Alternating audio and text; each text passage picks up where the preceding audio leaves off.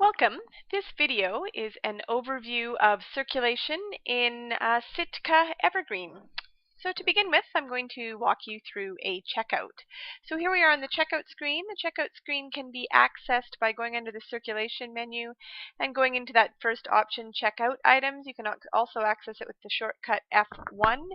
Um, uh, and there's also the ability to customize a toolbar at the top, or a button bar at the top.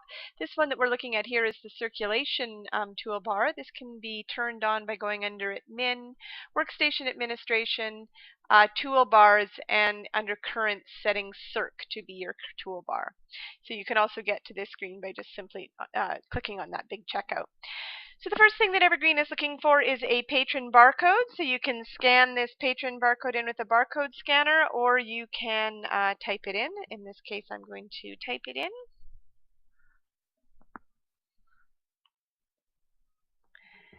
And click on Submit. When the patron record is brought up, a few things that you'll notice about the display of the patron record. By default, it goes automatically into the checkout screen, and it's expecting an item barcode. So the first thing you can do now is scan in the item that you're wanting to check out. In this case, I'm going to type this in.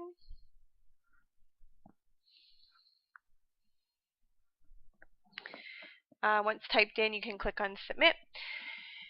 And this will check out the item in question to the patron. I'm going to move this over a bit so we can see some of the information on the other side. You can see that you can check it out. If you'd not wanted to take the system calculated due date, you could always check out with a specific due date. The system calculated due date uses the library's circulation rules to determine how long it will circulate for. This is based on a combination of the circulation modifier of the item as well as the permission group of the patron. So here this permission is a public library adult. This is a book that we're circulating. And so the system looks up the circulation rules of the library to determine what is the length of time, in this case 3 weeks. To view your circulation rules, you can go under Admin,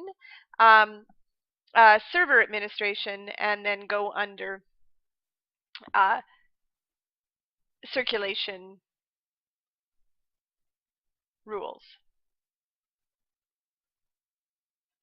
Under Local Administration, Circulation Policies. Okay, once we've checked out a book, we can click on Done here at the bottom. Done will actually close the window, and as well you can set it up to do an auto print, which will automatically print out a receipt for the patron.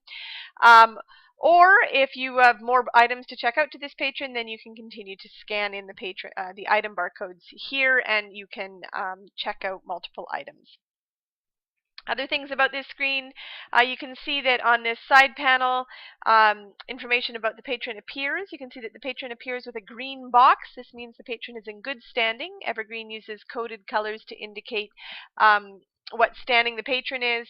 So for instance, if the patron had fines or bills attached to it, it would be in orange. If the patron were barred, it would be red. And there's a variety of other different statuses that a patron can be at, and the color will reflect that. Okay, next up is that I want to show you another way to do a patron search. When we first moved into the checkout, it was looking for a patron barcode. If you do not have the patron barcode, you can go into F4 or search for patrons, and this is a way that you can bring up patrons if you don't actually have the barcode. Here you can see you can search by number fields such as last name, first name. You can also search by postal code or phone number.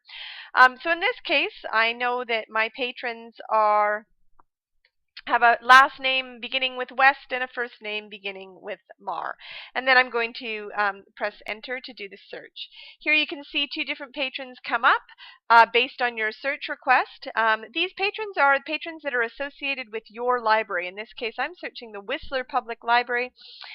So only the patrons that have Whistler Public Library as their home library, or patrons that have another library as their home library but have come into Whistler before and Whistler has opted these patrons into their library patron, will come up in the name search.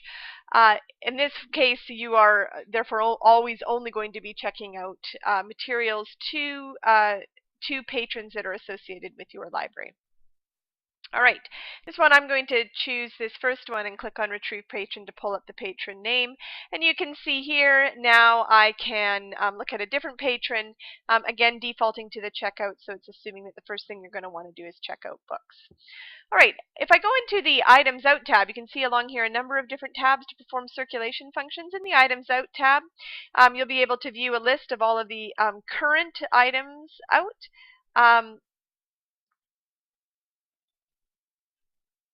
Let me go back and actually retrieve Mary Westmacott, who has the item out. So I'm going to go in here. I'm going to go into Items Out. And you can see that we definitely have a book that we've checked out to this particular patron.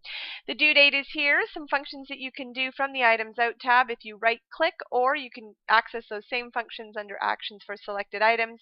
You can see that you could renew at this point. You can see that you renew with a specific due date. You can actually check in from here. You can edit the due date. You can also add billing. So a variety of things that you can do from the Items Out tab on materials already checked out. The other actions here that you can perform in this item is that if the patron comes in and says that they've lost the item, you can mark the mark the item lost on the patron account. You can also mark the items claimed returned, and also claimed never checked out. These totals are kept as a running tally in the patron record, so you can keep track of how many times a patron either does do a claims returned or a claims never checked out. If I were to mark this particular item lost by the patron, the system you can set up, there's settings that you can determine what will happen if you do this in the system, but in this you can set it up so that the cost of the item will automatically be billed to the patron account. You can also optionally add processing fees to that. So in this case, you can see now that the Items Out has jumped to the bottom half of the screen where it's in the Lost, Claim, Return, Long Overdue, and Has Unpaid Billing section.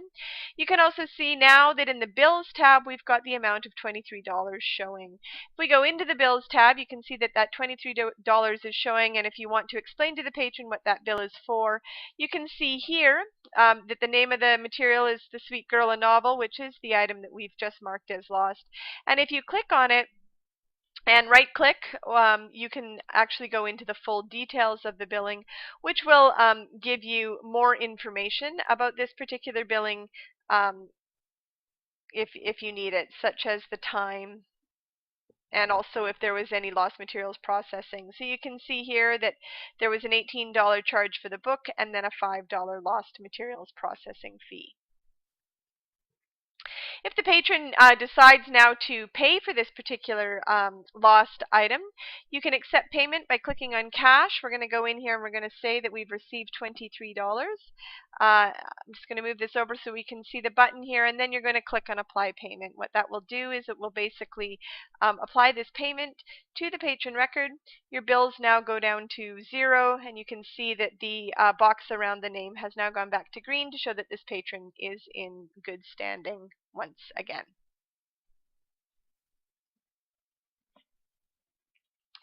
Okay, next I want to go into the Edit tab here. This is if you want to edit any attributes about this particular patron. So let's say, for instance, common reasons why you'd come here is if the patron lost the barcode and you need to replace a barcode. So here you can click on Replace Barcode and put in the new barcode when you give them a new library card. You can also modify the staff client username. That's also a field that patrons themselves can modify when they log into their My Account in the OPAC. This is also where staff can reset the password on behalf of the patrons. They can simply click on Reset Password or type in a new password as well as a verified password and let the patron know what that new password is.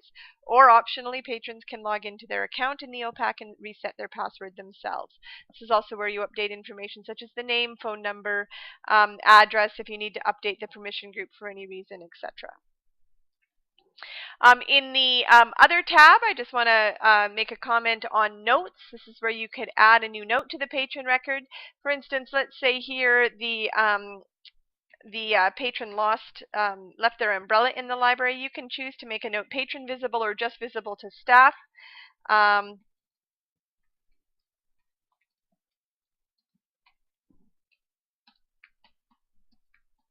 And this way,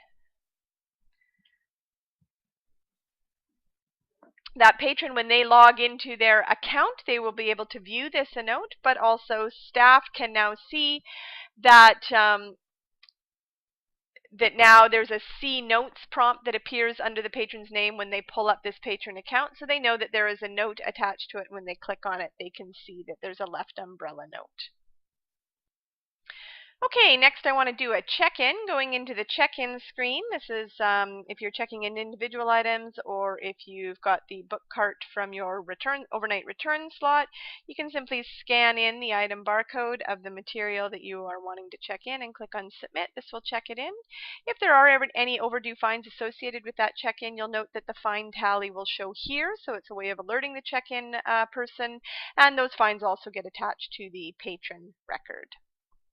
Okay, now I'm going to go through the holds process. Here I'm back at Mary Westmacott's record, and I'm going to go into the holds tab. This is if a staff member will be placing holds on behalf of Mary Westmacott. So we're going to go into holds and click on place holds.